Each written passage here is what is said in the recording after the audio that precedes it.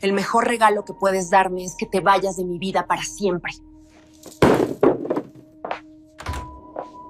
Eso me dijo Valeria, mi hija, la misma a quien di a luz un 14 de marzo, hace 38 años. Me lo dijo mirándome directo a los ojos, con una frialdad que nunca antes había cruzado su cara, sosteniendo sin abrir el paquete que yo había envuelto la noche anterior con papel azul y una cinta plateada. Lo que ella no sabía en ese momento, lo que ninguna de las dos podía imaginar, era que 22 días después se despertaría en una casa en silencio absoluto, encontraría algo sobre la mesa de la cocina, y antes de terminar de leerlo, se sentaría en el piso de cerámica fría, con las manos temblando y los ojos fijos en el vacío. No hubo gritos ni escenas. Soy Patricia Morales. Tengo 61 años. Y a lo largo de ellos aprendí algo que no viene en ningún libro: a observar con precisión cuando algo está gravemente mal, a registrar cada detalle sin dejar que la emoción nuble el juicio, y a esperar el momento exacto para actuar. Durante los últimos 2 años había estado aplicando esa misma disciplina, con la misma frialdad con la que había enfrentado las peores crisis de mi vida, dentro de la casa de mi propia hija. Tomé mi bolsa del respaldo de la silla. Saqué el sobre con el arriendo del último mes. 450 pesos. Los conté sobre la mesa, uno por uno, en silencio. Los dejé junto al regalo que Valeria jamás abriría. Y antes de salir, me volteé una sola vez y dije con una calma que incluso a mí me sorprendió: el recibo queda ahí. Por lo demás, recibirás noticias mías en 22 días. Ella no respondió. No hizo falta. Cerré la puerta, sin una sola mirada atrás. 22 días. Eso es todo lo que tardó en derrumbarse todo lo que ella creía tener. Para entender ese momento, necesitas conocer la historia desde el principio, porque lo que ocurrió ese 14 de marzo no fue una pelea aislada. Fue el punto final de 2 años de heridas pequeñas y acumuladas, de señales que yo misma elegí ignorar, de excusas que me inventé para no ver lo que tenía frente a mí. Mi nombre es Patricia Morales. Crecí en una familia trabajadora, la mayor de 3 hermanos. Mi madre planchaba ropa ajena para completar el gasto de la semana. Mi padre trabajaba doble turno porque con uno solo no alcanzaba. Nunca vivimos en la abundancia, pero sí en algo que vale mucho más: la certeza de que cuando uno da su palabra, la cumple. Que el sacrificio tiene dignidad. Que lo que uno construye con honestidad, nadie te lo puede quitar. Me gradué de enfermería a los 23 años. Pasé 12 en urgencias y luego 16 en cuidados intensivos.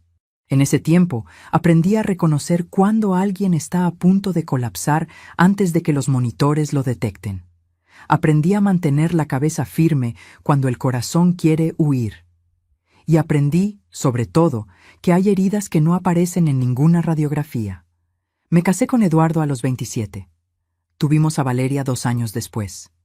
Vivimos una vida ordinaria con sus alegrías y sus apuros, como todas las familias. Cuando Eduardo falleció, hace 9 años, un jueves de septiembre, a las 6:17 de la tarde, de un infarto que llegó sin señal de aviso, el piso se abrió debajo de mis pies. Pero me sostuve. No tenía alternativa.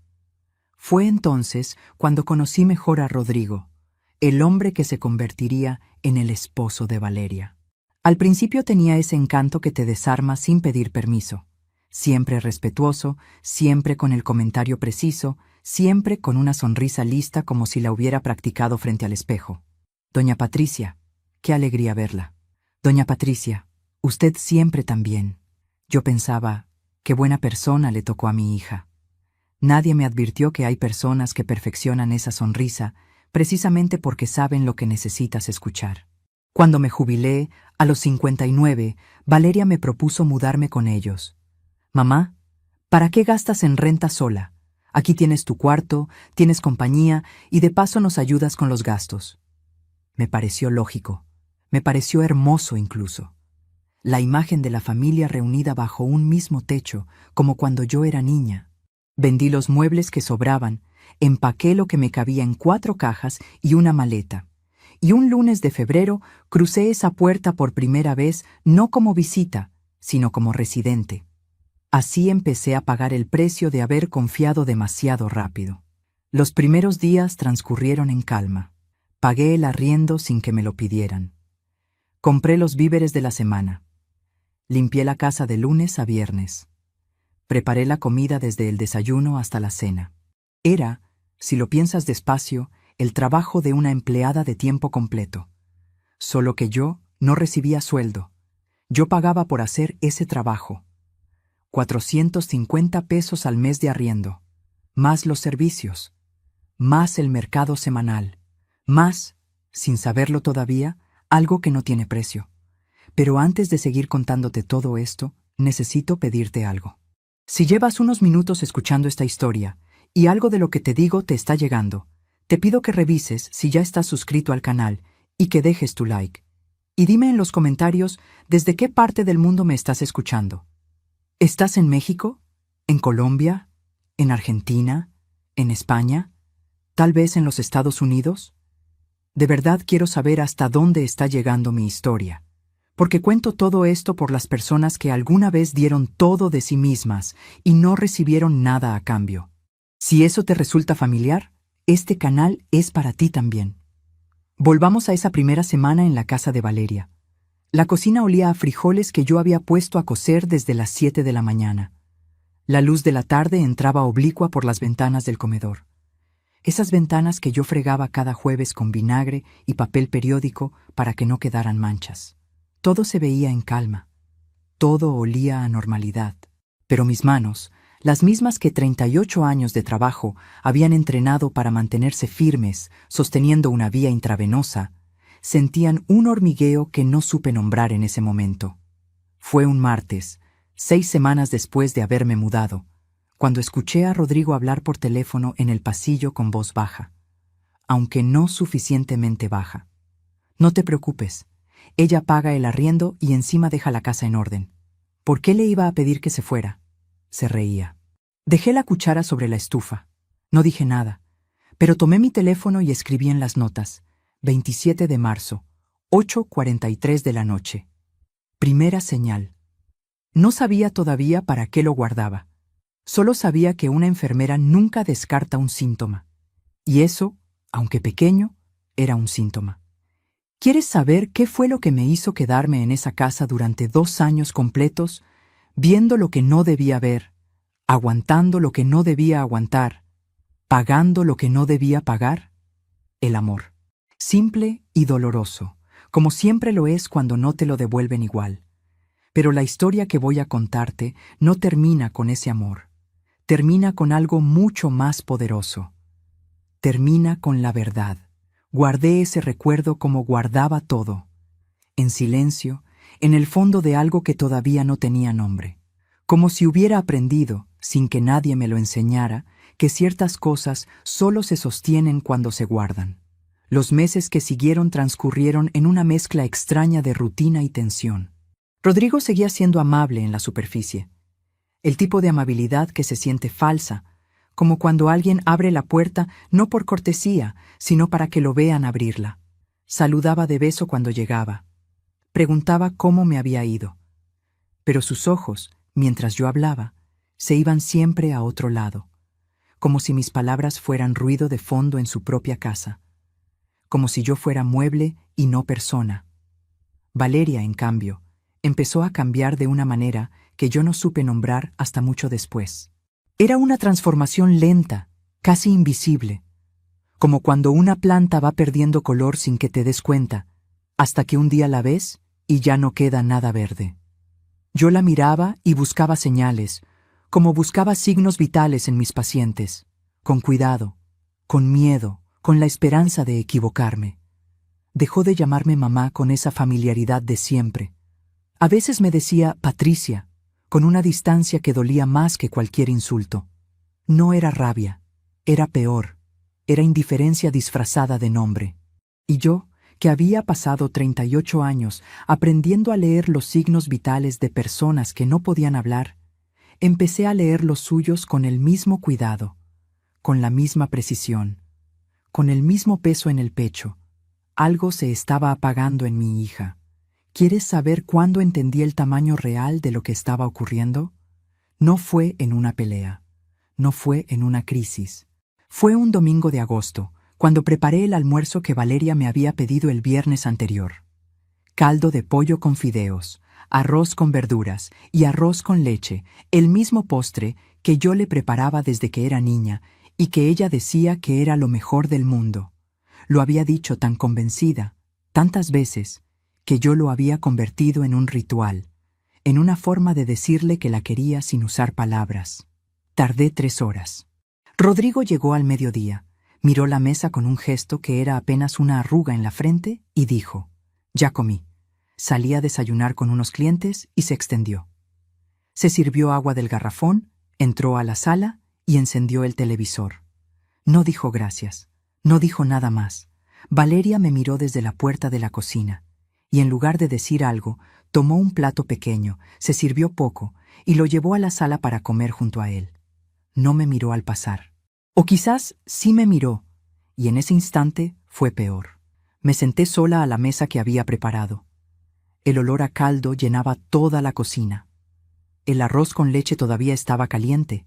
Y comí en silencio, mirando la silla vacía al frente, pensando en los domingos que Valeria y yo habíamos compartido en esa misma mesa años atrás, cuando Eduardo vivía, cuando la vida era simple y sabía a comida hecha con amor. Cuando sentarse juntas a comer era suficiente, cuando no hacía falta más que eso. Eso es lo que algunos no entienden. El dolor no siempre llega con gritos. A veces llega con una silla vacía y un plato sin tocar. Terminé de comer, lavé los trastes y guardé las sobras. Y antes de que me diera cuenta, ya estaba escribiendo en mi teléfono. 19 de agosto, 12:30 de la tarde. Segunda señal. Pero eso todavía no era lo peor. Lo peor vino 3 semanas después. Hay un momento que no he podido olvidar, aunque lo he intentado muchas veces. Era un martes a las 5:18 de la tarde, el 12 de septiembre, cuando Rodrigo llegó temprano del trabajo y me encontró en mi cuarto organizando una caja con fotografías viejas. Fotos de Valeria de niña, de mi boda con Eduardo, de mi graduación de enfermería. Las estaba acomodando sobre la cama, despacio, con ese cuidado que uno tiene cuando toca cosas que ya no puede recuperar. ¿Cuánto va a durar ese desorden?, me preguntó desde el marco de la puerta. No era una pregunta. Era una advertencia vestida de signo de interrogación. Le expliqué que solo estaba ordenando mis cosas, que en media hora recogía todo. Me miró con esa expresión que he visto solo en personas que no tienen respeto, pero sí tienen poder dentro de un espacio, y dijo: «Es que tenemos visitas este fin de semana, y ese cuarto va a hacer falta». Nadie me había avisado de ninguna visita. Me levanté, guardé las fotos, doblé la cobija y salí del cuarto sin decir una palabra, sin dar explicaciones, sin pedirle permiso para existir dentro de ese espacio que también era mío, o que yo creía que era mío. Pero antes de cerrar la puerta, noté que Rodrigo sonreía. No era la sonrisa de alguien que resolvió un problema. Era la sonrisa de alguien que acababa de medir hasta dónde podía llegar, y había descubierto que podía llegar bastante lejos. Tomé mi teléfono. 12 de septiembre, 5:18 de la tarde, y agregué debajo: me sacó del cuarto sin previo aviso. Guardé captura del mensaje de texto de Valeria, donde confirmaba que ella tampoco sabía nada de ninguna visita. Ese detalle era importante, que Valeria tampoco sabía, o eso quería yo creer todavía. Déjame contarte algo que pasó en octubre, porque sin eso no entenderás lo que vino en noviembre. Valeria llegó un viernes por la tarde con una bolsa de ropa nueva, 3 blusas, unos pantalones y unos zapatos de tacón que brillaban bajo la luz de la sala. Rodrigo se acercó, revisó cada prenda con esa actitud de quien evalúa sin pedir permiso y dijo: «Bien, ya era hora de que renovaras el closet». Lo dijo como si la ropa fuera un logro suyo, como si él hubiera decidido que era el momento. Y yo pensé en las semanas anteriores, cuando Valeria me había pedido prestados 2,000 pesos para completar el pago de su tarjeta. «Mamá, es solo esta vez, te lo juro». 2,000 pesos que le di sin dudar, porque soy su madre, y las madres no preguntan cuándo dan. Las madres simplemente dan. No dije nada.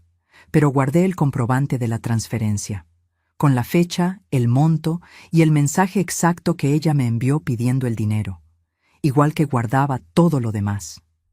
Fue entonces, en ese octubre de señales acumuladas, cuando ocurrió algo que casi me convenció de que me había equivocado en todo.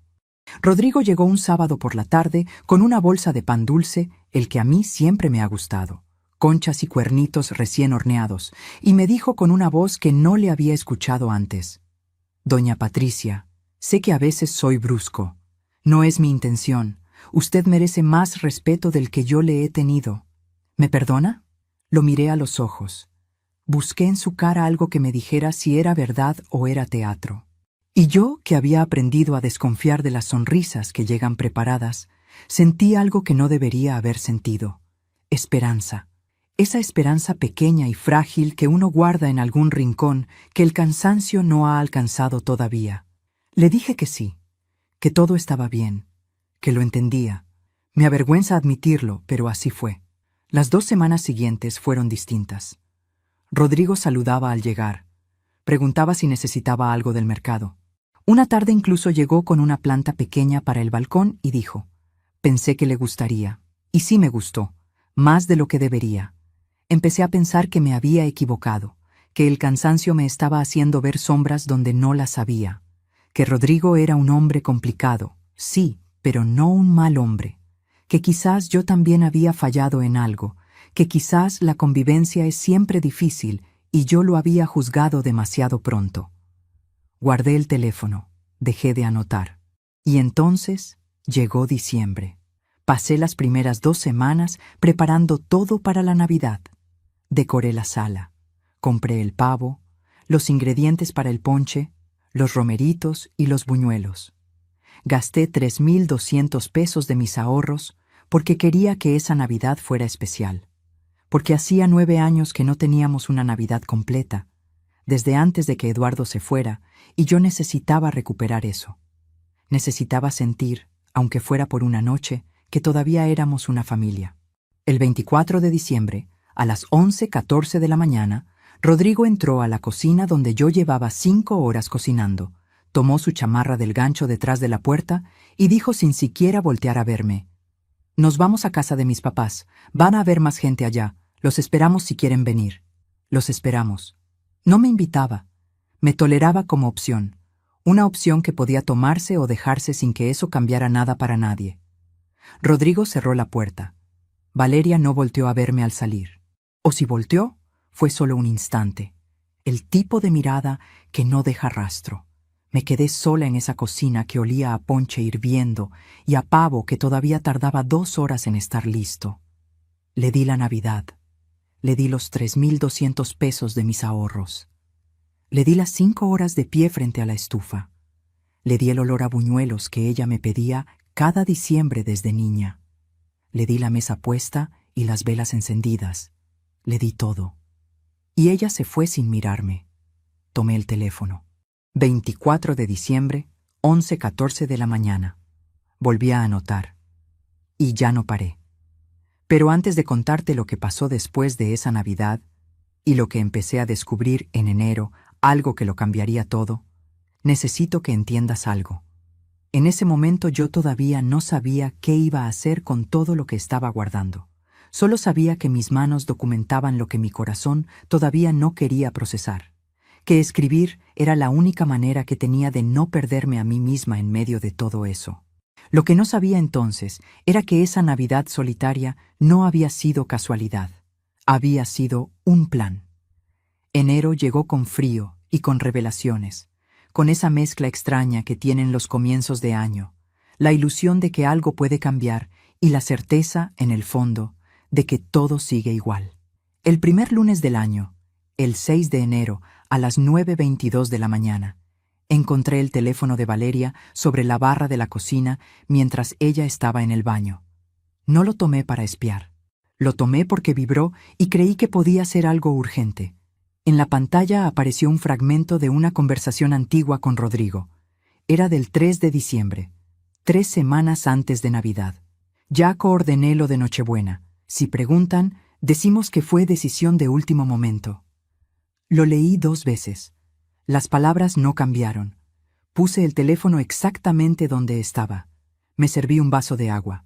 Y me quedé parada frente al fregadero durante no sé cuánto tiempo, mirando el chorro del grifo sin verlo realmente, escuchando el agua caer como si ese sonido pudiera ordenar algo dentro de mí que se acababa de desarmar.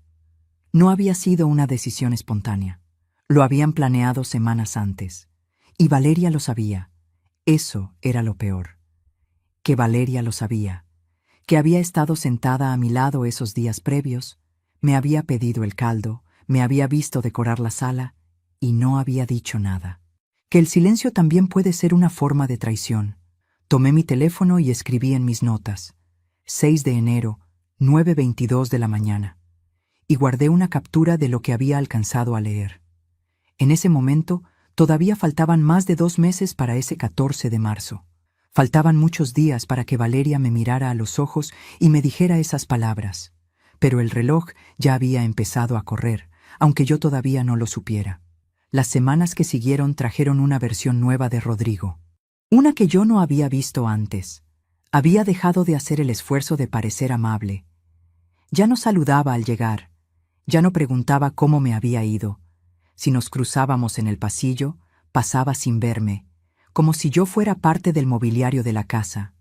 Una mesa, una lámpara, algo que está porque es útil, pero que nadie nota realmente. Algo que puede moverse sin preguntar, reemplazarse sin duelo. El frío más difícil de aguantar no es el del invierno. Es el de las personas que deciden que ya no vale su atención. ¿Sabes qué fue lo peor de ese mes? No fue el silencio de Rodrigo.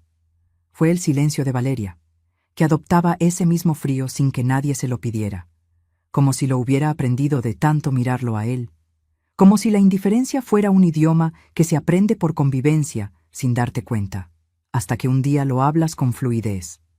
Y entonces llegó el martes 21 de enero a las 8:05 de la noche. Estaba recogiendo la cocina después de cenar cuando Rodrigo entró con una hoja impresa y la dejó sobre la mesa sin decir nada. Me acerqué. Era un presupuesto de plomería. 4,800 pesos. Una fuga de agua en el baño de servicio que llevaba semanas goteando. Hay que arreglarlo, dijo, y se fue a la sala. No preguntó, no explicó.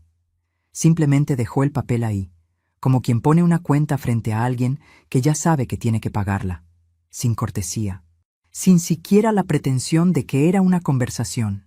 Esperé a que Valeria pasara por la cocina. ¿Qué es esto?, le pregunté, señalando el papel. Ella no me miró. Abrió el refrigerador, sacó una botella de agua y dijo: Rodrigo dice que ya que vives aquí, sería justo que también contribuyeras al mantenimiento, ya que vives aquí.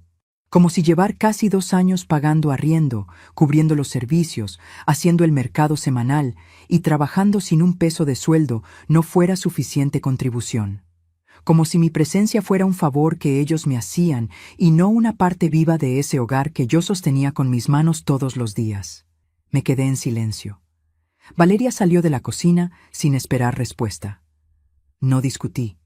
No levanté la voz. Tomé la hoja, la doblé en 4 y esa noche la agregué a la carpeta que había empezado a construir en mi cuarto. Una carpeta con copias de todos los recibos, capturas de mensajes, fechas y notas escritas con letra apretada y precisa.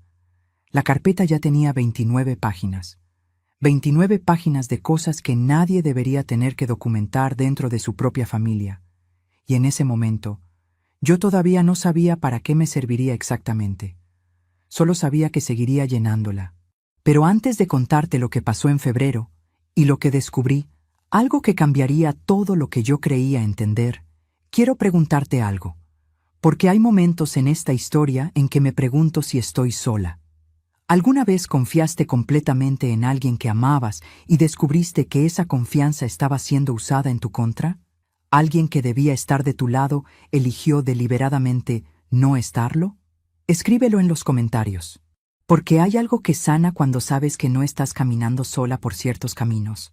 Cuando descubres que el dolor que creíste único tiene el nombre de otra persona también. Volvamos a febrero. El lunes 3 de febrero, a las 7:14 de la mañana, me desperté con fiebre. 38.6. Lo sé con exactitud porque lo primero que hice al sentir el malestar fue buscar el termómetro, igual que hacía siempre, igual que había hecho por décadas con personas que no podían medirse solas. 38 años de oficio no se olvidan, aunque uno sea el paciente. Me quedé en cama. Nadie tocó la puerta de mi cuarto en todo ese día. Ni a las 10 de la mañana, ni al mediodía, ni a ninguna hora. Solo el silencio de una casa que se movía a su ritmo, sin considerar que yo podía necesitar algo. A las 2:30 de la tarde, cuando el hambre fue más fuerte que el cansancio, salí al pasillo arrastrando los pies. La casa olía a sopa recién hecha. Valeria había cocinado. Había 2 platos servidos sobre la mesa. 2. Ella levantó la vista cuando me vio aparecer desde el pasillo. En su cara vi algo que tardé en identificar. No era crueldad. Era algo más incómodo que eso. La incomodidad de alguien que sabe que está haciendo algo malo y ha decidido seguir haciéndolo de todas formas. Una expresión que he visto pocas veces en mi vida y que siempre me ha parecido más difícil de perdonar que la maldad directa. No sabía que ya estabas despierta, dijo. Me serví lo que quedaba en la olla. Comí parada en la cocina porque no había silla libre. De pie, con fiebre, comiendo los restos de una sopa que mi hija había preparado para 2 personas, sabiendo que yo estaba enferma en el cuarto de al lado. Pasé 3 días con fiebre en mi cuarto. 3 días sin que nadie llevara agua, sin que nadie preguntara si necesitaba algo, sin que nadie pusiera la mano en la puerta con la sencillez básica de quien cuida.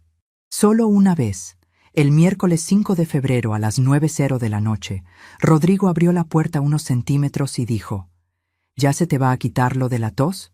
Se escucha hasta la sala. No respondí. Esperé a que cerrara la puerta. Y me quedé mirando el techo hasta que dejé de temblar, hasta que el cuerpo se calmó y el corazón también, cada uno a su manera. Pero entonces llegó el viernes 7 de febrero, a las 6:45 de la tarde. Y por un momento, solo por un momento, creí que me había equivocado en todo. Rodrigo dijo en la cena que había invitado amigos para ver un partido el sábado. Vamos a necesitar la sala libre desde las 4. Y si puedes preparar algo de botana, doña Patricia, se agradecería. No preguntó. Informó y asignó. Como se le da una instrucción a alguien que no tiene opción de negarse. Valeria puso la cuchara sobre el plato. Y por primera vez en meses la vi mirarlo a él directamente, con una firmeza que yo no le había visto en mucho tiempo, quizás en todo el año. Rodrigo, mi mamá no es el servicio de la casa, dijo.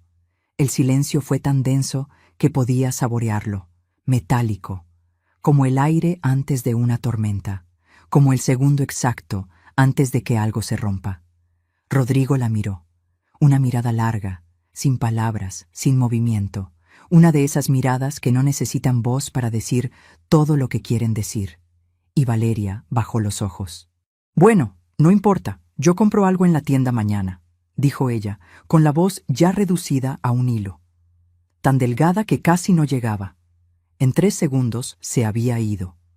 La Valeria que había asomado por un instante había vuelto a desaparecer, como una llama que prende y se apaga antes de que puedas calentarte. Me levanté. Llevé mi plato al fregadero y lo lavé despacio, oyendo el agua correr entre mis manos todavía débiles por la fiebre. Sentí cada gota como si tuviera peso. No dije nada, pero en ese momento entendí algo que me costó semanas aceptar del todo. Valeria no era solo una esposa presionada, era alguien que elegía cada día, con cada silencio, con cada mirada al suelo, con cada vez que abría la boca y luego la volvía a cerrar. No era una víctima pasiva de lo que ocurría en esa casa, era una participante, y esa distinción lo cambiaba todo, y esa elección también me incluía a mí. Solo faltaban 35 días para ese 14 de marzo. Y lo que descubriría en los próximos días cambiaría completamente la forma en que yo entendía todo lo que había vivido en esa casa desde el principio. Algo que Rodrigo jamás pensó que yo encontraría. Fue el sábado 8 de febrero cuando lo encontré. No lo busqué. Fue de esas cosas que llegan solas cuando menos las esperas, como los diagnósticos que nadie quiere dar, pero que igual aparecen en los resultados, como cuando el cuerpo ya sabe algo que la mente todavía se niega a procesar. Rodrigo había pedido que limpiara el estudio antes de que llegaran sus amigos. Lo hice sin comentarios, igual que siempre, con la misma calma con la que había aprendido a hacer muchas cosas en esa casa, sin quejarme, sin pedir explicaciones, sin ocupar más espacio del que me dejaban. Mientras pasaba el trapo húmedo sobre el escritorio, un fajo de papeles resbaló de una carpeta mal cerrada y cayó al suelo. Los recogí, y entonces, sin querer, vi. Eran estados de cuenta. El último corte de una tarjeta de crédito con un saldo de 42,000 pesos, y debajo, el comprobante de una cena en un restaurante del centro. 2 personas, 3,800 pesos en una sola noche. Una noche, lo que yo gastaba en un mes de mercado para los 3. Recordé los frijoles que yo había comido sola en diciembre para no gastar de más.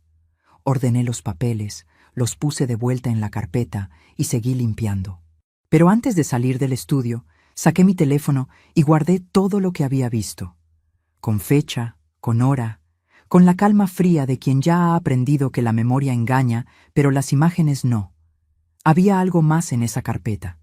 Una hoja escrita a mano, con la letra de Rodrigo, con una lista de gastos del mes, nombres, montos, columnas ordenadas con la precisión de alguien que controla cada centavo.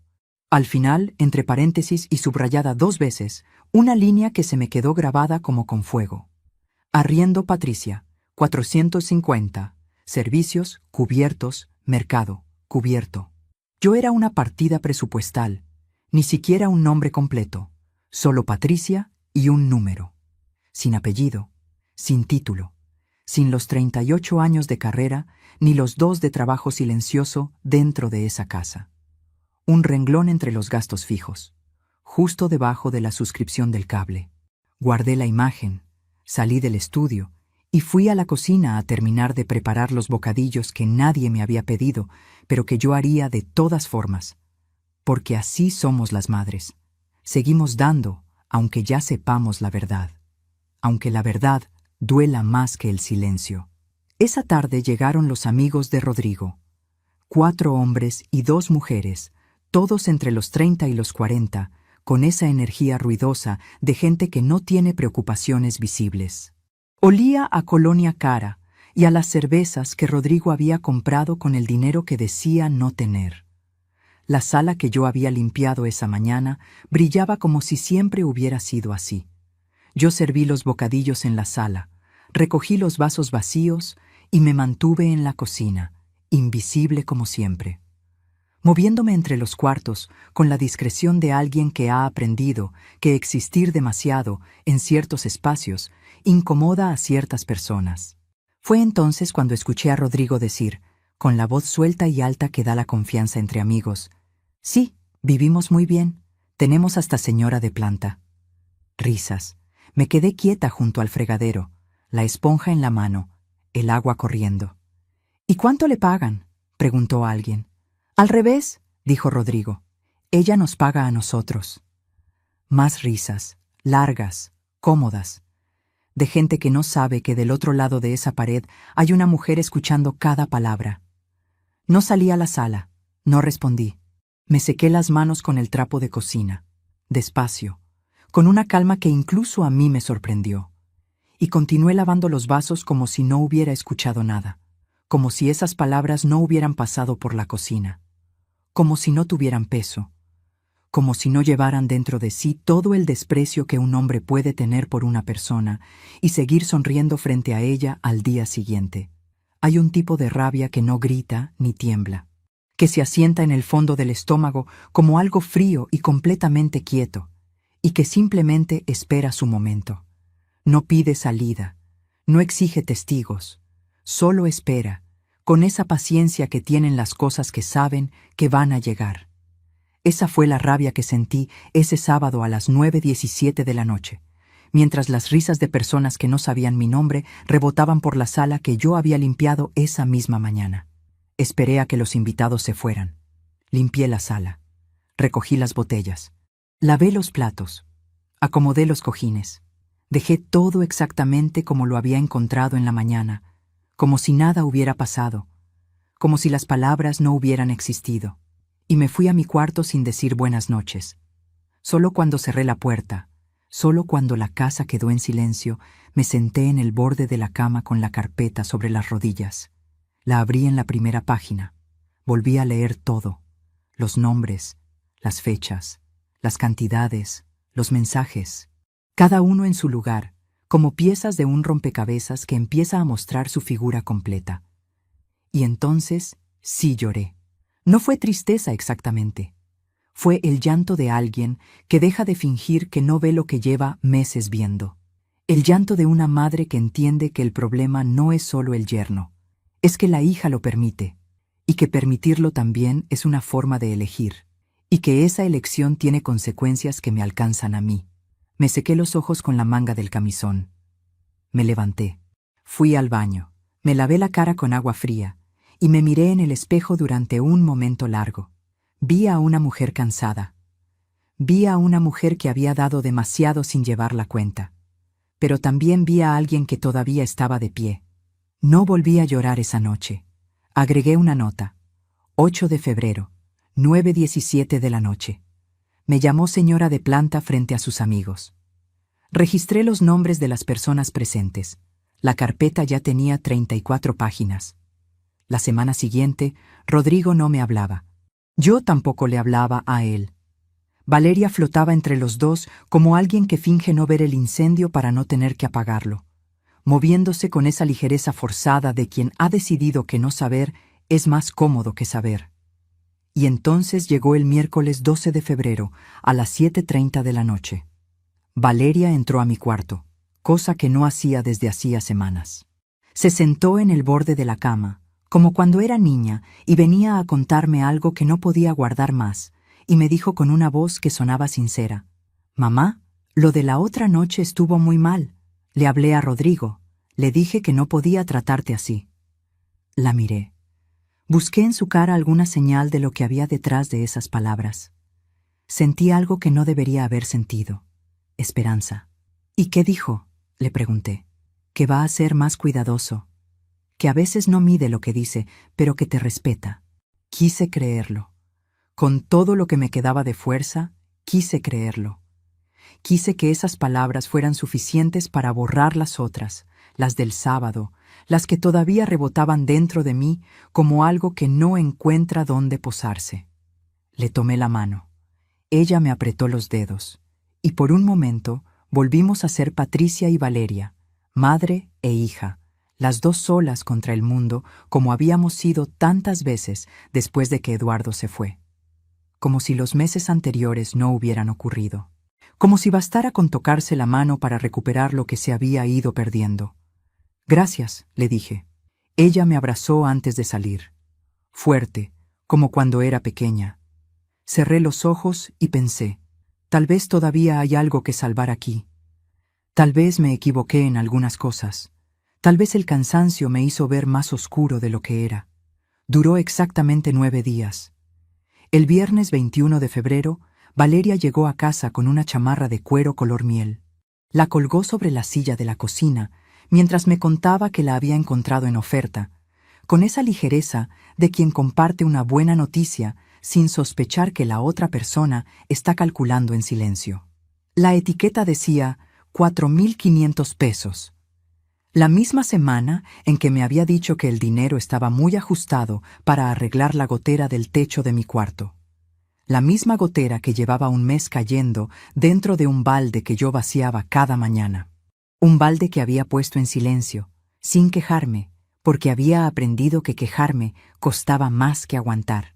Rodrigo llegó esa noche, se la puso, le dio una vuelta frente al espejo del pasillo, y me miró con esa sonrisa que yo ya conocía de memoria.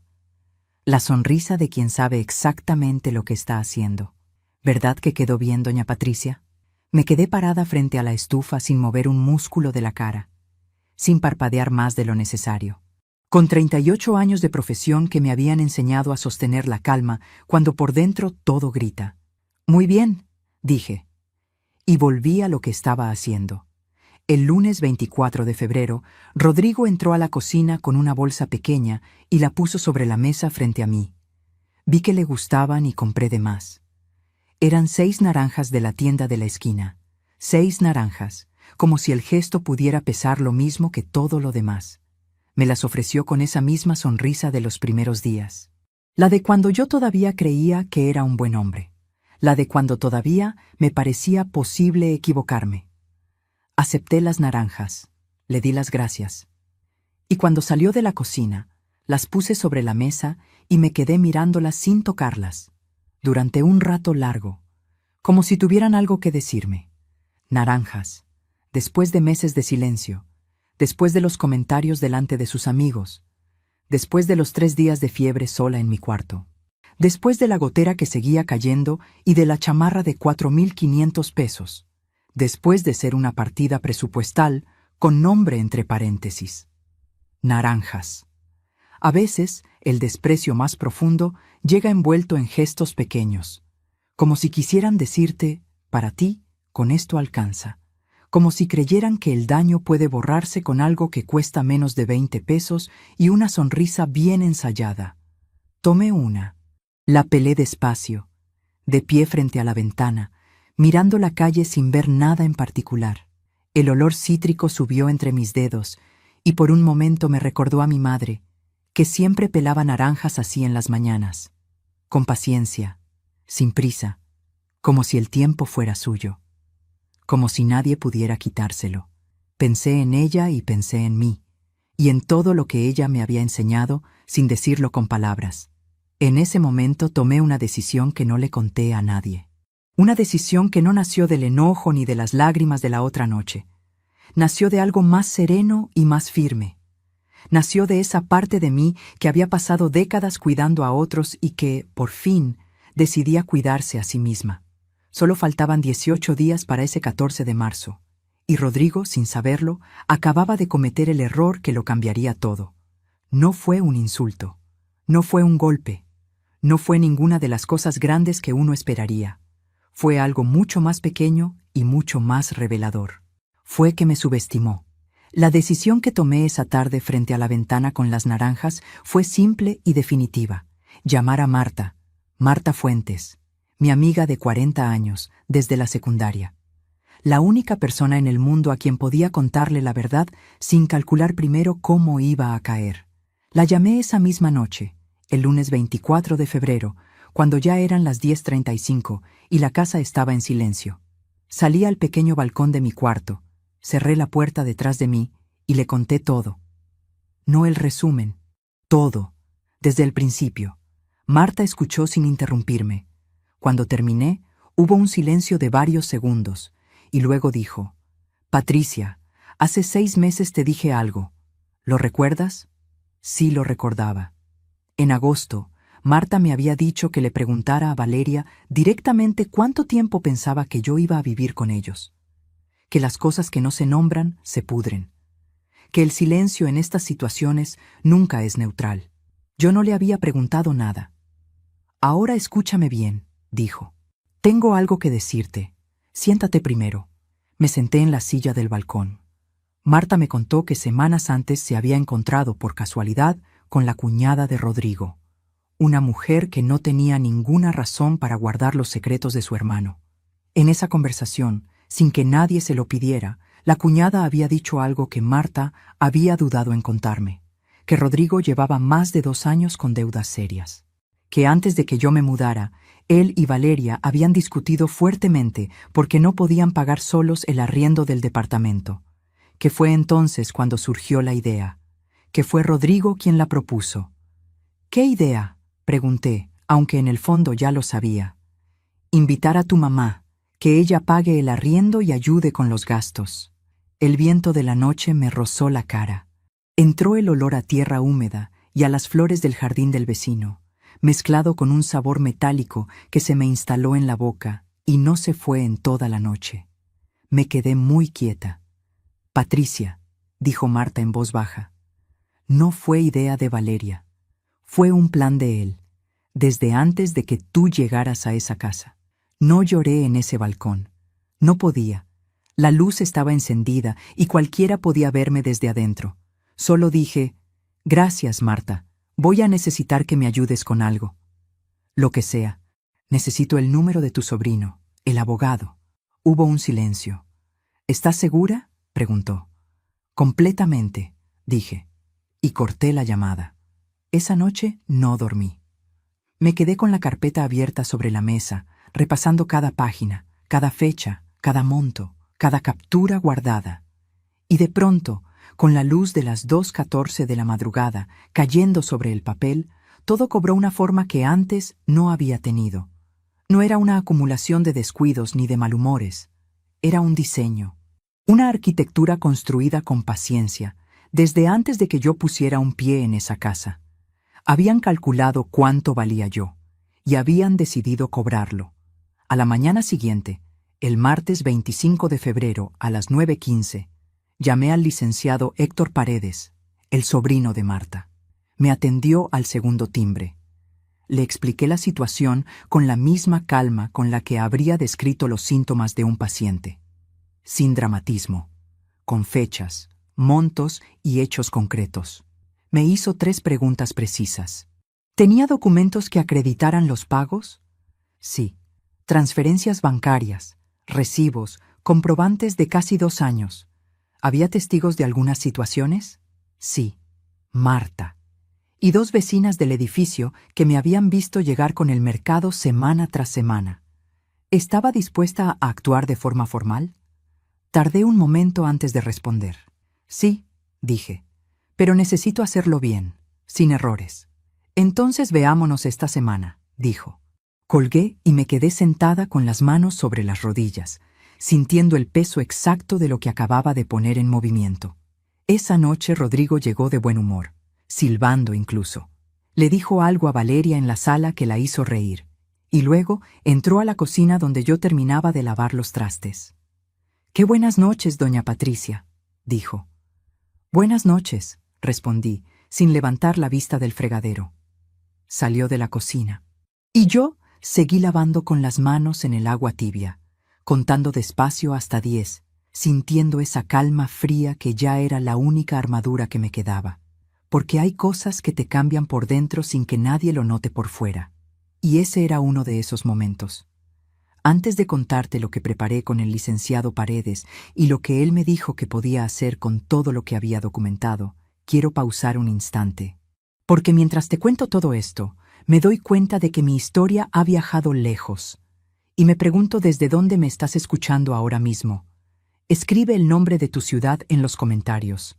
No importa si es una ciudad grande o un pueblo pequeño, si estás cerca o al otro lado del mundo. De verdad me encantaría saber hasta dónde están llegando mis palabras. El jueves 27 de febrero me reuní con el licenciado Paredes en una cafetería a 3 cuadras de la casa. Llegué a las 4:00 de la tarde con la carpeta completa dentro de mi bolsa. La puse sobre la mesa. Él la revisó en silencio durante 20 minutos, pasando las hojas con calma, con una expresión concentrada que no dejaba ver nada. Cuando terminó, cerró la carpeta, se recargó en la silla y dijo: «Señora Patricia, esto es más de lo que la mayoría de las personas logra reunir. Aprendí décadas atrás que lo que no se documenta no existe», le dije. Asintió lentamente. Me explicó lo que podía hacer. No todo, solo el primer paso. Y ya con ese primer paso, entendí que lo que ocurriría 22 días después de ese 14 de marzo no sería solo algo sobre una mesa. Sería el resultado de 2 años de silencio documentado con precisión de quien sabe que algún día va a necesitarlo. Regresé a la casa esa tarde con la carpeta guardada y la cara tranquila. Valeria estaba en la cocina cuando entré. Me preguntó dónde había estado. «Con una amiga», dije. Ella asintió y siguió con lo suyo. No sabía nada. Los primeros días de marzo transcurrieron con una tensión diferente. Como el aire antes de una lluvia que todavía no cae, pero que ya se siente en la piel, en el olor, en el peso del cielo. Rodrigo seguía con su rutina, Valeria con la suya, y yo con la mía, que ahora incluía algo que nadie en esa casa imaginaba. la preparación silenciosa y metódica de todo lo que necesitaría el día que me fuera. Y entonces, el viernes 7 de marzo a las 6:12 de la tarde, escuché algo que terminó de romper lo poco que me quedaba de duda. Rodrigo hablaba por teléfono en el patio. Creía que yo estaba en mi cuarto, pero yo estaba en la lavandería, al fondo, doblando ropa, con la puerta entreabierta. No, ya está calculado. En cuanto Valeria se estabilice un poco más, ya no la vamos a necesitar. Pero por ahora que se quede, la renta la cubre ella y la comida también. Pausa. ¿Cuándo? Yo calculo que para junio ya le podemos decir que busque dónde quedarse. Junio. Ya tenían fecha. Me quedé completamente inmóvil entre las sábanas dobladas, con el olor a suavizante en las manos y el corazón latiendo con una lentitud extraña. No de miedo, no de tristeza, de certeza. Terminé de doblar la ropa, la guardé en el cajón. Y esa noche, mientras Rodrigo cenaba en la sala sin sospechar nada, yo le confirmaba por mensaje al licenciado Paredes los últimos detalles de lo que haríamos. Solo faltaban 5 días para ese 14 de marzo, y yo tenía exactamente todo lo que necesitaba. El sábado 8 de marzo amaneció con lluvia. Me levanté a las 6:30 de la mañana antes de que nadie más se moviera en la casa. Preparé café, me senté a la mesa de la cocina con la carpeta frente a mí, y la abrí por última vez con la intención de revisar absolutamente todo antes de mi siguiente reunión con el licenciado Paredes. Empecé por el principio. 27 de marzo del año anterior. 8:43 de la noche. Rodrigo en el pasillo. Ella paga el arriendo y encima tiene la casa en orden. Primera señal. Primera nota. Página tras página, la historia se desplegaba con una claridad fría que dolía ver concentrada así, en papel. Tenía los comprobantes de 22 meses de arriendo. 450 pesos mensuales. 9,900 pesos en total, pagados con puntualidad y sin que nadie me lo pidiera porque así me habían enseñado a vivir. Tenía los estados de cuenta del mercado. Semana tras semana, frijoles, arroz, verduras, carne para los 3. Yo compraba, yo cargaba, yo guardaba. Jamás me pidieron que lo hiciera, jamás me dijeron gracias. Tenía capturas de 6 transferencias que le había hecho a Valeria cuando me pidió dinero prestado. La primera en abril, 1,500 pesos, luego 2,000, luego 3,000 cuando dijo que le habían cortado el seguro médico. Luego los 2,000 de octubre, los mismos que se convirtieron en blusas de una tienda departamental. Y 2 más que prefiero no nombrar todavía. Tenía la foto de la hoja escrita a mano por Rodrigo. Arriendo Patricia, 450, servicios, cubiertos, mercado, cubierto. Yo, reducida a una columna de números en una lista de gastos del mes. Tenía la captura del mensaje del 3 de diciembre. Ya coordiné lo de Nochebuena. Si preguntan, decimos que fue decisión de último momento. Tenía los nombres de las personas que estuvieron presentes cuando Rodrigo me llamó señora de planta frente a sus amigos. Tenía la grabación de voz del 7 de marzo, Rodrigo en el patio.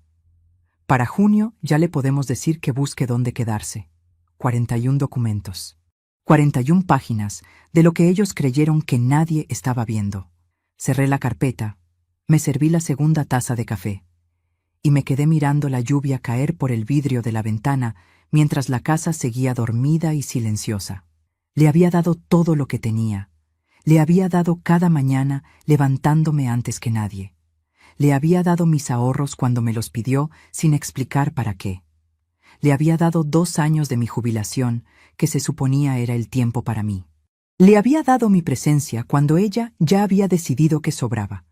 Le había dado todo, y me habían puesto en una lista de gastos. Eso fue lo que pensé esa mañana del 8 de marzo, sentada sola en la cocina con el olor a café y la lluvia golpeando el vidrio. No con amargura, con la serenidad extraña de alguien que finalmente deja de cargar algo que no le pertenecía. Al mediodía paró la lluvia. Pero lo que vino el domingo 9 de marzo no me lo esperaba. Valeria estaba sentada a la mesa de la cocina con el teléfono en la mano cuando yo entré a preparar la comida. Tenía la pantalla inclinada hacia ella, pero alcancé a ver el tono general de lo que miraba. fotografías de muebles, un escritorio de madera oscura, estantes blancos. Cuando notó que yo miraba, deslizó el dedo y cerró la aplicación. «Solo estoy viendo cosas», dijo, sin que yo hubiera preguntado nada. «Claro», respondí, y empecé a picar la cebolla. Esa noche, mientras recogía la cocina, escuché a Rodrigo decirle a Valeria en la sala con una voz llena de entusiasmo: «El escritorio va a quedar perfecto ahí. Y con los estantes, el cuarto tiene otra cara completamente. Va a aparecer otro espacio». Me quedé completamente quieta junto al fregadero. Mi cuarto. Estaban decorando mi cuarto, antes de que yo me fuera, antes de que les dijera nada, antes del 14 de marzo, antes del junio que Rodrigo había calculado en voz alta en el patio. Lo estaban haciendo ya en su imaginación, con catálogos y precios y el entusiasmo de quienes cuentan los días para librarse de algo que les estorba. ¿Sabes qué fue lo más revelador de ese momento? No fue el mueble, no fue el entusiasmo. Fue que ninguno de los dos bajó la voz para decirlo, porque ya ni siquiera les importaba que yo escuchara. No salí a la sala, no dije nada.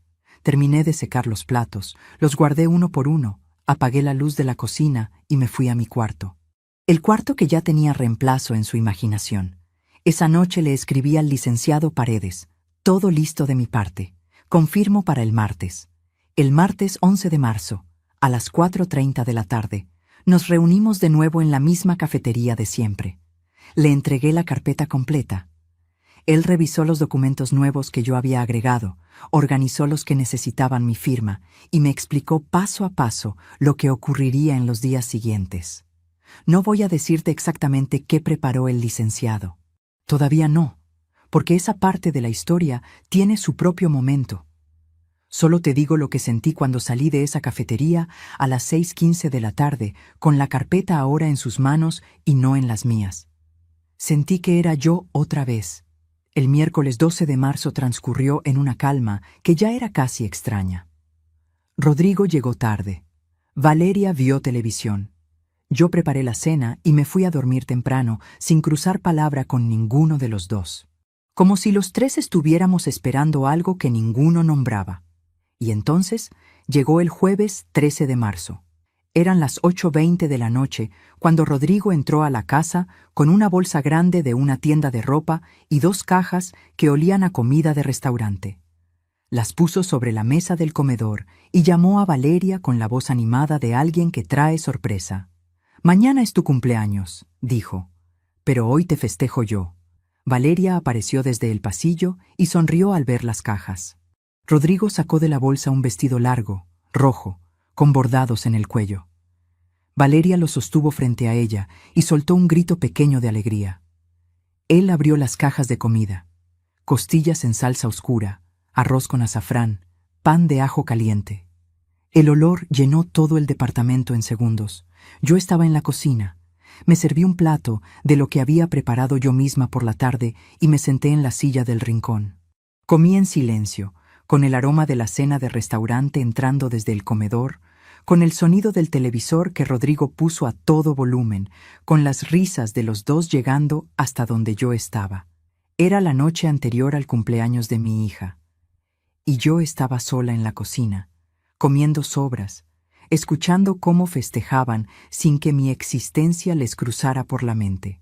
Lavé mi plato, apagué la luz, y antes de entrar a mi cuarto, me detuve un momento en el pasillo, mirando la puerta cerrada de la sala, detrás de la cual reían como si todo estuviera perfectamente bien. No sentí rabia, sentí algo mucho más poderoso. Sentí claridad. Entré a mi cuarto. Saqué la carta que había escrito a mano en la madrugada del 13 de marzo, la misma que el licenciado conocía pero que era solo mía. 4 páginas con letra apretada, sin insultos, sin gritos, con la verdad ordenada de lo que había vivido dentro de esa casa durante 2 años. La revisé una vez más, la doblé con cuidado y la puse dentro del regalo envuelto en papel azul y cinta plateada que tenía listo sobre el buró desde el día anterior. Las noticias formales vendrían por otra vía, en 22 días exactos, pero esa carta era para ella, aunque nunca la abriera. Era lo que yo necesitaba haber escrito. Me acosté.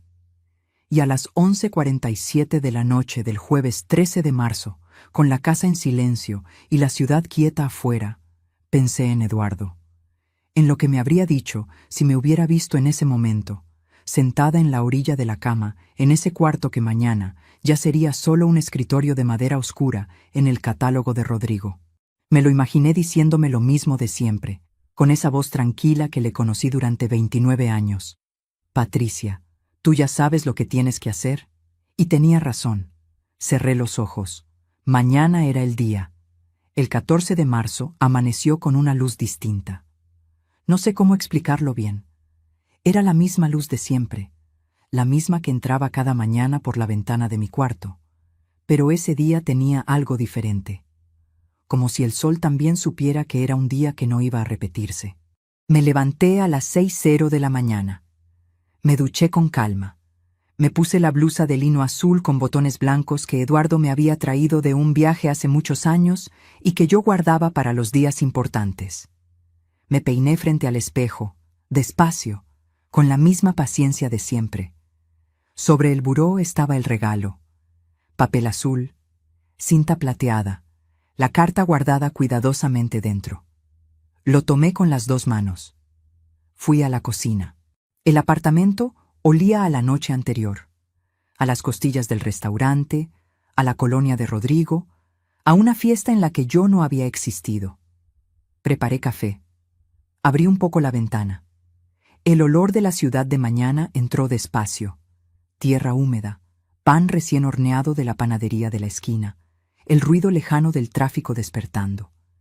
Mientras esperaba que hirviera el agua, revisé mentalmente todo lo que había preparado en los días anteriores.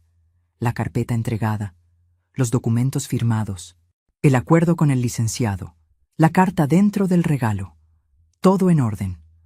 Valeria se levantó a las 9:17 de la mañana. La escuché antes de verla. El crujido del piso del pasillo, el grifo del baño, sus pasos lentos hacia la cocina. Entró con el cabello suelto y los ojos todavía cargados de sueño, vestida con una bata larga. El mismo gesto de siempre.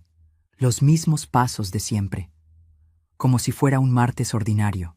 Como si no fuera el día en que nació hace 38 años a las 4:23 de la madrugada, después de 14 horas de trabajo de parto en las que yo no solté la mano de Eduardo ni un segundo. «Buenos días», le dije. «Buenos días», respondió, sin levantar la vista. Se sirvió café, se sentó al otro extremo de la mesa, y en ese momento yo puse el regalo frente a ella. «Feliz cumpleaños, Valeria». Ella miró el paquete. Lo miró durante un momento largo, con una expresión que no supe leer completamente. Luego levantó los ojos hacia mí, y fue exactamente entonces. «El mejor regalo que puedes darme es que te vayas de mi vida para siempre». No lo gritó, no lo dijo con furia. Lo dijo con una frialdad calculada, mirándome directo a los ojos, con la seguridad de quien ha practicado una frase muchas veces antes de encontrar el momento de decirla. El silencio que siguió fue tan denso que podía escuchar el reloj de la cocina. Tac, tac, tac. Sentí el sabor metálico de 2 años de paciencia contenida subiéndome desde el estómago hasta la garganta. Sentí las yemas de mis dedos enfriarse. Sentí el peso exacto de cada uno de los 730 días que había vivido en esa casa, condensado en ese único segundo. Pero no moví un músculo de la cara. La miré, respiré y le dije, «Entendido». Solo eso. Valeria no se movió. Nos miramos durante un segundo que pareció mucho más largo, y vi algo cruzar su cara que no esperaba. No triunfo. Algo parecido a la duda. Como si en el momento exacto en que esas palabras salieron de su boca hubiera sentido el peso real de lo que acababa de decir. Pero no lo dijo en voz alta. Y yo ya no necesitaba que lo dijera. Me levanté de la silla, fui a mi cuarto. La maleta ya estaba lista desde la noche anterior, cerrada, con todo lo que era mío dentro. La tomé con una mano. Con la otra tomé mi bolsa. Volví a la cocina. «Mamá, espera», dijo Valeria desde su silla, con una voz que ya no tenía la misma firmeza de antes. No me detuve. Saqué el sobre con el arriendo del último mes. 450 pesos. Los conté sobre la mesa, uno por uno, en silencio absoluto, con una calma que incluso a mí me sorprendió. Los dejé junto al regalo que Valeria jamás abriría. Y antes de salir, me volteé una sola vez. El recibo queda ahí. Por lo demás, recibirás noticias mías en 22 días. Ella no respondió. Cerré la puerta. El pasillo del edificio olía a detergente de piso recién lavado. La luz fluorescente del techo parpadeó una vez cuando pasé debajo. El metal frío del pasamanos bajo mi palma mientras bajaba las escaleras, escalón por escalón, con la maleta golpeando suavemente cada peldaño. No lloré, no miré atrás. Crucé la puerta del edificio y salí a la calle. El sol de las 9:43 de la mañana era blanco y directo, y me golpeó en la cara como algo vivo. El ruido del tráfico, el olor a frituras del puesto de la esquina, el sonido de unos niños en la escuela de enfrente. La vida siguiendo exactamente igual, indiferente y completa, como siempre lo hace. Llamé un taxi, y mientras esperaba en la banqueta con mi maleta a los pies, la puerta del edificio se abrió detrás de mí. Era Rodrigo. No supe en qué momento había llegado. Tal vez había estado en casa todo el tiempo, en el cuarto, y Valeria lo había llamado en el minuto exacto entre que yo salí del departamento y que llegué a la banqueta. Estaba de pie en la entrada del edificio, con los brazos cruzados y esa expresión de quien todavía no decide si está molesto o aliviado. La expresión de alguien que no esperaba que esto ocurriera hoy. ¿A dónde va, doña Patricia?, me preguntó. A casa, dije. Frunció el ceño. ¿Cuándo regresa? No regreso. Hubo un silencio. Vi cómo procesaba esa información. Al principio la misma indiferencia de siempre, el gesto de quien cree que controla la situación. Luego algo moviéndose detrás de los ojos, una pequeña arruga entre las cejas. El comienzo de algo que todavía no era miedo, pero que tampoco era calma. ¿Y sus cosas?, preguntó. Ya las tengo. Señalé la maleta. Él la miró. ¿Y el cuarto? Queda libre, le dije. Ya pueden poner el escritorio. El color de su cara cambió de una manera difícil de describir. No fue inmediato. Fue lento. Como cuando alguien empieza a entender algo que no quería entender. Abrió la boca para decir algo más, pero el taxi llegó en ese momento exacto. Me subí. Cerré la puerta. Di la dirección de Marta. Por la ventanilla vi a Rodrigo seguir de pie en la entrada del edificio, con los brazos ya caídos, sin cruzar, con la mirada fija en el taxi que se alejaba. No era alivio lo que vi en su cara. Era la primera sombra de algo que todavía no sabía que debía temer. Y lo que lo esperaba dentro de ese departamento, en la mesa de la cocina junto al regalo sin abrir, era solo el principio de lo que vendría en los días siguientes. Los primeros 3 días en casa de Marta fueron los más silenciosos que recuerdo en mucho tiempo. Me instalé en su cuarto de huéspedes, una habitación pequeña, con una ventana que daba a un jardín con una bugambilia morada. La primera noche me acosté antes de las 9 y dormí 10 horas seguidas sin despertar una sola vez. No sé si fue agotamiento o alivio, probablemente las dos cosas mezcladas en el mismo silencio. Marta no me hizo preguntas los primeros días. Me dejó estar. Me dejó tomar café en su jardín por las mañanas sin hablar, ver pasar las horas sin rendir cuentas a nadie, levantarme sin tener que preparar el desayuno de otros. Empecé a dormir sin el hormigueo en las manos que me había acompañado los últimos meses. Empecé a comer despacio, sin el ruido de fondo del televisor que Rodrigo ponía a todo volumen. Empecé a reconocer, poco a poco, cuánto espacio había ocupado dentro de mí el esfuerzo constante de adaptarme a un lugar que nunca fue mío. Hay un tipo de cansancio que no se siente mientras lo estás viviendo. Solo lo sientes cuando para. El 15 de marzo, la mañana siguiente a que salí, mi teléfono sonó 4 veces. Número de Valeria. No contesté. El 16 de marzo, 5 veces. No contesté. El 18 de marzo, un mensaje de texto. Mamá, necesito hablar contigo. No respondí. El 20 de marzo, otro mensaje. Por favor, contesta. Rodrigo dice que exageraste. No respondí. Guardé cada mensaje, con fecha y hora, porque soy Patricia Morales. Y Patricia Morales documenta. Lo que Valeria no sabía era que en esos días yo no estaba encerrada llorando. Estaba coordinando con el licenciado Paredes los últimos detalles de algo que llevaría exactamente 22 días completarse desde el 14 de marzo. El martes 25 de marzo, el licenciado me llamó a las 11:30 de la mañana. Todo está listo, señora Patricia. Solo necesito su confirmación final para proceder. Me senté en la silla del jardín de Marta, frente a la bugambilia. El sol de mediodía me calentaba los hombros. Un gorrión se posó en el borde de la barda y me miró un momento antes de irse. «¿Qué incluye exactamente?», le pregunté, aunque ya lo sabía. Él me lo repasó con calma. La reclamación formal por restitución de gastos, itemizada y documentada. 22 meses de arriendo con comprobantes de transferencia, 9,900 pesos. Los gastos de mercado calculados conservadoramente con los registros que yo había guardado, 22,600 pesos. Las transferencias a Valeria nunca devueltas, 10,500 pesos. Los servicios que yo había cubierto, 8,200 pesos.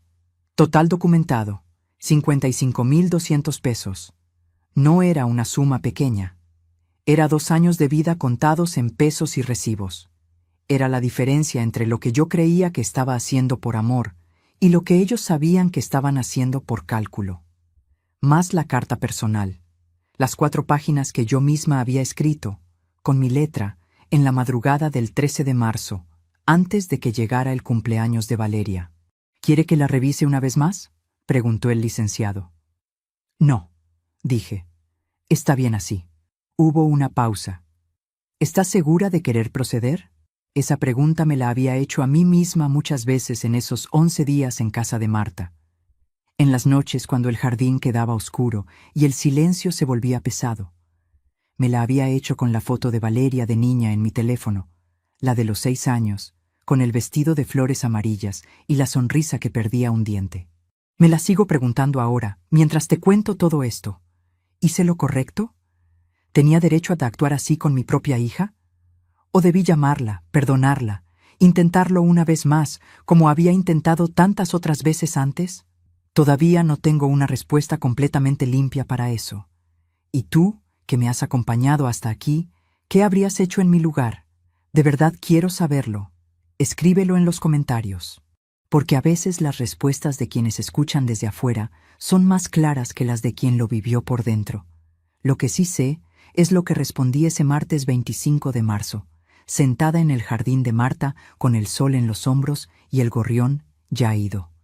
«Sí», le dije al licenciado, «estoy segura».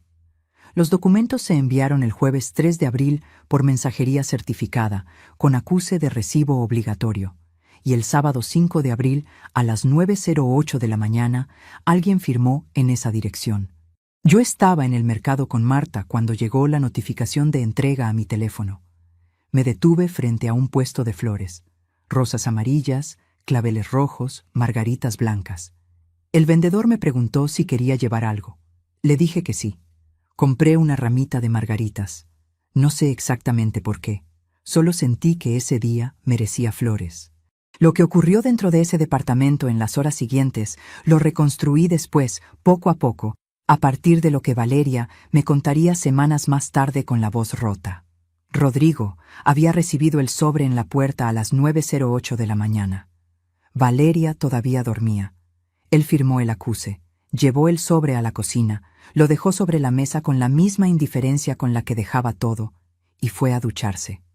«De tu mamá», le diría después. Pensé que era una carta de disculpa. Valeria se levantó a las 9:40. Encontró el sobre la mesa de la cocina. Lo abrió y empezó a leer. Lo primero que encontró fue la reclamación formal del licenciado Paredes. Una hoja membretada, con datos legales precisos, con los montos detallados en columnas ordenadas. Arriendo, mercado, servicios, préstamos. 55,200 pesos, con la indicación de que si no había acuerdo extrajudicial en 30 días calendario, se procedería por la vía correspondiente. Llamó a Rodrigo. Él salió del baño con la toalla en los hombros, miró la hoja y dijo con una voz que todavía no entendía el tamaño de lo que tenía enfrente: «No te preocupes, una vieja con un papel no puede hacer nada». Pero había algo más en el sobre. La carta. 4 páginas escritas a mano, con mi letra apretada de siempre, sin insultos, sin gritos, sin amargura, con fechas, con hechos, con la verdad ordenada y documentada de lo que había ocurrido dentro de esas paredes durante 2 años. Valeria la leyó sola, en la cocina, mientras Rodrigo se vestía en el cuarto. Encontró la transcripción del audio del 7 de marzo. Rodrigo en el patio. Para junio, ya le podemos decir que busque dónde quedarse. Encontró la captura del mensaje del 3 de diciembre. Ya coordiné lo de Nochebuena. Si preguntan, decimos que fue decisión de último momento. Encontró la hoja de gastos con la letra de Rodrigo. Arriendo Patricia, 450. Servicios, cubiertos. Mercado, cubierto. Me contó después que mientras leía tuvo que sentarse en el suelo porque las piernas dejaron de sostenerla. Que el sobre se le cayó de las manos 2 veces. Que leyó la parte del audio 3 veces, buscando alguna interpretación diferente que nunca encontró. Y al final de la carta, 2 párrafos que no eran reclamo ni acusación. Eran verdad. Valeria, no te escribo con odio. Te escribo porque mereces saber exactamente lo que pasó en tu propia casa mientras tú mirabas hacia otro lado. Rodrigo te usó a ti también. Te usó para conseguirme. Y cuando ya no me necesitó, ya tenía calculada la fecha para que yo me fuera. No fuiste cómplice por maldad. Fuiste cómplice por miedo. Y eso, mi amor, es algo que solo tú puedes resolver. Yo ya estoy bien. Y algún día, cuando estés lista, ya sabes dónde encontrarme. Fue en ese momento cuando Rodrigo entró a la cocina. Valeria lo miró desde el suelo, con la carta en las manos, y le extendió la hoja con el audio transcrito. «¿Cuándo ibas a decirme esto?», le preguntó con una voz que ella misma describió como irreconocible. Rodrigo la miró, y por primera vez en los 2 años que yo lo había conocido, no tuvo respuesta preparada. «Eso está fuera de contexto», dijo. «¿Y esto?». Le mostró el mensaje de diciembre. Él se sirvió agua. Se sentó. Y empezó a construir una explicación que duró casi 1 hora y que no explicaba nada. Que yo lo había mal interpretado. Que era una conversación privada. Que él también se había sentido presionado. Pero entonces, en algún punto de esa hora, algo cambió en su voz. Dejó de defender y empezó a calcular. «Sin el arriendo del cuarto», dijo en voz baja, casi para sí mismo. «El mes que viene», se detuvo. Y en ese silencio, Valeria me dijo que entendió todo lo que necesitaba entender. No fue la rabia lo que sintió en ese momento. Fue algo mucho más frío. La comprensión exacta de que el hombre que tenía frente a ella había construido una arquitectura completa sobre el cuerpo de trabajo de su propia madre, y que en el momento en que ese sustento desapareció, lo primero que hizo fue hacer cuentas. No preguntar por ella. No preguntar qué había pasado. Hacer cuentas. El lunes 7 de abril, a las 3:18 de la tarde, mi teléfono sonó. Era Valeria. Lo dejé sonar. Luego llegó un mensaje de voz. Lo escuché una vez, sentada en el jardín de Marta, con las margaritas del sábado todavía en el jarrón de la ventana, con el olor a tierra húmeda después de la lluvia de la mañana y el sol de la tarde calentando las hojas de la bugambilia. Valeria lloraba. No con las lágrimas de alguien que perdió una discusión, con las lágrimas de alguien que acaba de entender algo que no va a poder desentender. «Mamá», decía, lo siento de verdad. Leí todo. Leí todo lo que guardaste, todo lo que viviste callada, y no tengo palabras. Solo quiero que sepas que lo siento». Guardé el mensaje. No respondí ese día, tampoco al siguiente, porque hay cosas que el tiempo tiene que dejarlas reposar antes de que la respuesta correcta exista. Y yo, que había aprendido a esperar el momento exacto para actuar, sabía que ese momento todavía no había llegado. Lo que sí hice esa tarde, en el jardín de Marta, fue algo que no había podido hacer en mucho tiempo. Me senté, no a revisar documentos, no a anotar nada, no a preparar nada. Solo me senté, con el sol cayendo despacio detrás de la barda, con el olor a tierra húmeda y a bugambilia, con el ruido lejano de la ciudad que seguía moviéndose sin detenerse por nadie, y respiré. Y por primera vez en 2 años, ese aire no olía a obligación, olía a mí. Los días que siguieron al mensaje de Valeria fueron una mezcla de silencio y pequeñas señales que no esperaba. El miércoles 9 de abril, a las 7:42 de la mañana, llegó un mensajero a casa de Marta con un sobre a mi nombre. Lo abrí en la cocina, con el café todavía humeando sobre la mesa. Dentro había un cheque por la cantidad exacta que el licenciado había reclamado: 55,200 pesos, sin nota, sin carta, solo el cheque y el acuse de recibo firmado por los dos. No era victoria, era cumplimiento. Marta me miró desde el otro lado de la mesa. ¿Qué vas a hacer con eso? Lo que tenía que hacer, dije, recuperar lo que era mío. Deposité el cheque el mismo día, y por primera vez en mucho tiempo sentí que el dinero en mi cuenta era realmente mío. Valeria me llamó de nuevo el viernes 11 de abril. Contesté esta vez. Hablamos durante 17 minutos. No gritó, no suplicó. Me contó lo que había pasado desde que leí la carta. Cómo Rodrigo había intentado minimizarlo al principio. Cómo ella había revisado los estados de cuenta y había encontrado más cosas que yo no había visto. Compras en restaurantes, viajes de fin de semana que nunca mencionaron, un gimnasio personal que costaba más que mi arriendo mensual. Él no es el hombre que pensé que era, dijo en algún momento, con una voz que ya no lloraba, pero que todavía temblaba un poco. Yo tampoco soy la madre que tú pensaste que era, le respondí. Hubo un silencio largo. ¿Cuándo puedo verte?, preguntó. Cuando estés lista para verme a mí, no a la madre que te conviene, dije. Y colgué. No la volví a ver hasta 3 meses después, el 17 de julio, en una cafetería del centro. Llegó sola. Rodrigo no vino. Se sentó frente a mí con un vestido sencillo, sin maquillaje, con el cabello recogido en una coleta simple. Parecía más joven que nunca, y más frágil. Hablamos durante 2 horas. Me contó que Rodrigo había cambiado después de la carta. No de golpe, poco a poco. Había dejado de salir tanto. Había empezado a buscar trabajo extra, pero sobre todo, había dejado de hablar de dinero como si fuera el centro de todo. Valeria me contó que había revisado su matrimonio con la misma frialdad con la que yo había revisado los recibos, que había encontrado cosas que no le gustaban, que estaba pensando en qué hacer. No le di consejos, no le dije qué tenía que hacer, solo la escuché, y al final de esas 2 horas, antes de que se fuera, me dijo algo que no esperaba. Gracias, mamá, por no dejarme seguir viviendo una mentira. La abracé. Fue un abrazo breve, pero fue el primero en mucho tiempo que se sintió real. Hoy vivo en un departamento pequeño en la misma ciudad, pero en otro barrio. Uno con una ventana que da a un parque donde los niños juegan por las tardes y los señores mayores juegan dominó por las mañanas. No es grande, no es lujoso, pero es mío. Tengo una rutina que me pertenece.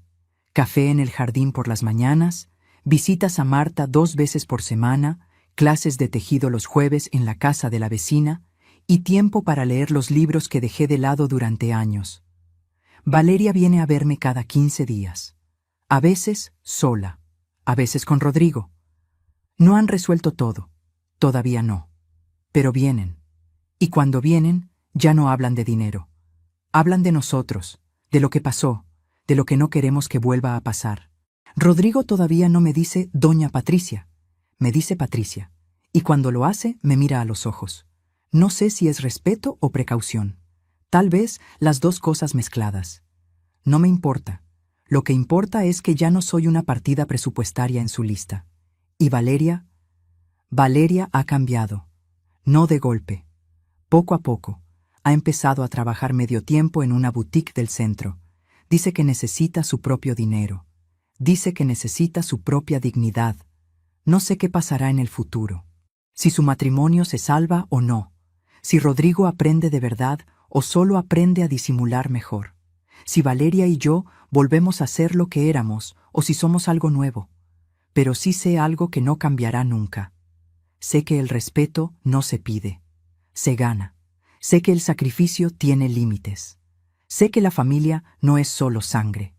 Es la dignidad con la que te tratas. Es la palabra que das y cumples. Es el espacio que respetas en el otro. Sé que algunas puertas, una vez cerradas, se quedan cerradas para siempre, pero otras, las que valen la pena, se abren cuando estás listo para entrar de verdad. Y sé que algunas palabras, una vez dichas, no se borran con disculpas. El mejor regalo que puedes darme es que te vayas de mi vida para siempre. Esas fueron las últimas palabras que mi hija me dijo el 14 de marzo de hace un año, a las 9:43 de la mañana, sosteniendo sin abrir el paquete que yo había envuelto con papel azul y cinta plateada. Hoy, cuando me visita, trae flores. Las pone sobre la mesa del comedor. Y ya no hay regalos envueltos entre nosotras, solo la verdad. Gracias por escucharme hasta aquí. Si mi historia te llegó, si algo de lo que te conté te hizo pensar en tu propia vida, en tu propia familia, déjame un like y suscríbete al canal. Comparte en los comentarios qué te pareció más impactante de todo esto. ¿Qué habrías hecho tú en mi lugar? ¿Qué lección te llevas? Y si estás pasando por algo parecido, recuerda, la dignidad que te quitan no es la que pierdes. Es la que recuperas cuando decides no esperar más. Hasta la próxima historia.